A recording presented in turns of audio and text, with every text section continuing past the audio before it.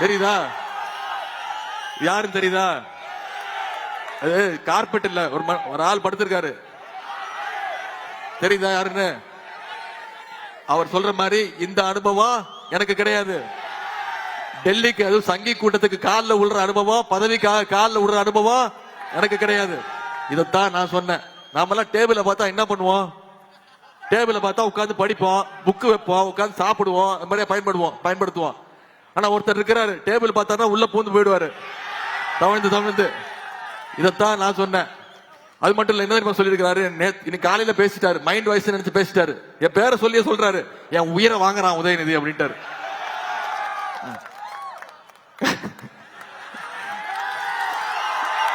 இப்ப பேசியிருக்காரு, எனக்கு அவர் உயிரை வாங்குற ஆசை எல்லாம் எனக்கு கிடையாது, தயவு செய்து டென்ஷன் ஆகாதீங்க, பிபி மாத்திரை போட்டுக்கோங்க, நீங்க ரொம்ப நாள் ஆயுளோட உடல் நலத்தோட திரு எடப்பாடி பழனிசாமி அவர்களே, என்னுடைய ஒரே ஆசை தான், நீங்க தான் நிரந்தர பொதுச் செயலாளராக இருக்கும் அதிமுகவுக்கு.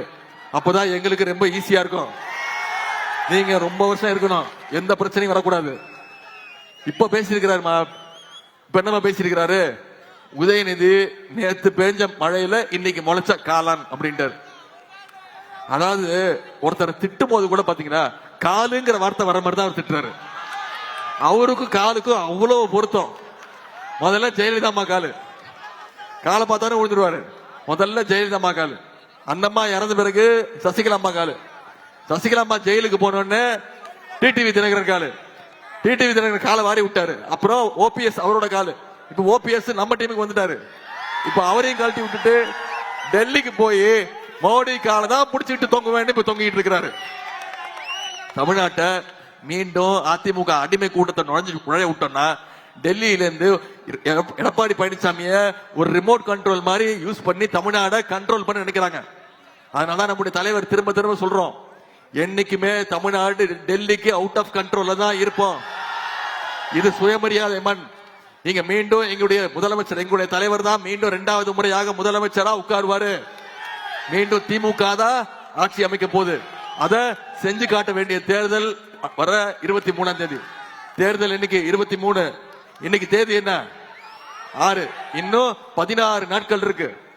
அடுத்த 16 நாட்கள் உதயநிதி வந்தாப்புல பேசினாரு, வாக்கு கேட்டாரு, திட்டங்களை சொன்னாரு, வாக்குறுதி கொடுத்திருக்கிறாரு, கலைஞ்சு போயிடக்கூடாது. நீங்க ஒவ்வொருத்தரும் அடுத்த 16 நாட்கள் இந்த பிரச்சாரத்தை மக்கள்கிட்ட எடுத்து கொண்டு போய் சேர்க்கணும். செய்வீங்களா? நீங்க ஒவ்வொருத்தரும் தெருவா போங்க, வீடு வீடா போங்க, ஒவ்வொரு வாக்காளரா சந்திங்க, நம்முடைய திட்டத்தை எடுத்து சொல்லுங்க, 5 வருஷம் என்ன பண்ணிருக்கோம் சொல்லுங்க, மீண்டும் ஆட்சிக்கு வந்தா என்னென்ன பண்ணுவோம்னு சொல்லுங்க.